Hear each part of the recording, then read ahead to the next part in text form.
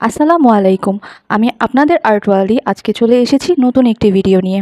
আমার ভিডিও যারা দেখেন তারা প্রতিনিয়তই জানেন যে আমি আমার এই বাচ্চা-কাচ্চাগুলোকে দিয়ে আমি আমার ভিডিওগুলো শুরু করতে পছন্দ করি। তো আজকে মূলত এটা কেমন ভিডিও হবে সেটা আমি জানি না, কারণ ফেসবুকে এখন ভাইরাল যে ট্রেন্ডিং ভিডিও আছে সেটা হচ্ছে আম মাখা। যদিও আমি সবার মতো আম মাখতে পারিনি বলে আমের ভিডিও দিব না সেটা তো হতে পারে না, তাই না? আমি আম মাখতে পারিনি তাতে কি হয়েছে? আমি কিন্তু বাইরে থেকে আম মাখা কিনে এনেছি। তো বলতে পারেন আপনাদের ট্রেন্ডিং এর শামিল আজকে আমিও হয়ে গেলাম। এই গরমে কাসুন্দি দিয়ে এরকম আম মাখা কে কে খেয়েছেন কমেন্ট করে কিন্তু অবশ্যই জানাবেন। আর যারা যারা মিস করছেন এরকম আম মাখা তারা চলে আসেন, আপনাদের দাওয়াত রইল এই আম মাখা খাওয়ার জন্য।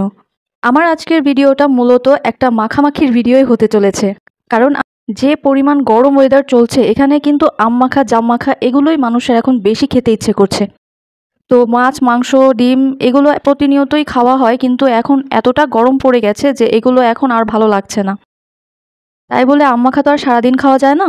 আজকে আমি আপনাদের সাথে শেয়ার করব আমার ডাল মাখা বা ডালের ভর্তা রেসিপি। এই গরমে মাছ মাংস খেতে খেতে আমি একদমই বিরক্ত, তাই এই ভর্তা ভাতি দিয়েই মুখে যদি একটু ভাত উঠাতে পারি।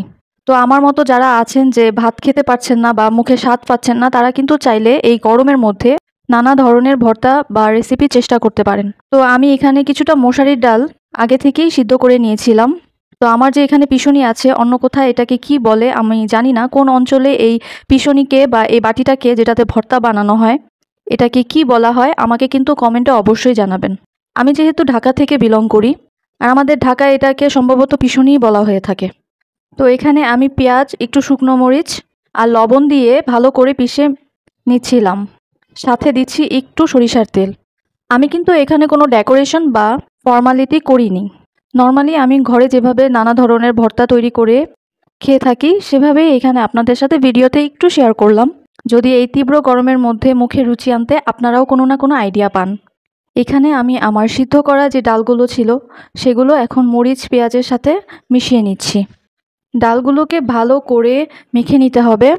এই পিষুনিগুলোতে মাখামাখির কাজ করতে একটু সাবধান, যেহেতু এটা পাটা থেকেও বেশি ধার হয়।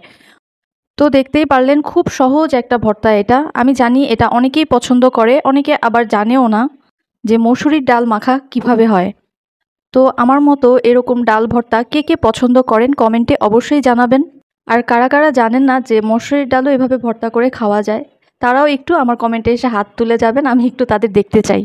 তো আজকে খুব সাধারণ ভিডিওটাই আপনাদের সাথে শেয়ার করলাম, তাই ভিডিওর শুরুতেই বলেছিলাম যে আজকের ভিডিওটা মূলত মাখামাখির একটা ভিডিও হতে চলেছে। তো আমার ভিডিওটি যদি আপনাদের কাছে ভালো লেগে থাকে তাহলে আমাকে সাপোর্ট করবেন এবং আমার পেজটি ফলো দিয়ে রাখবেন, যেন পরবর্তীতে আমি যে কোনো ভিডিও আপনাদের সাথে শেয়ার করতে পারি।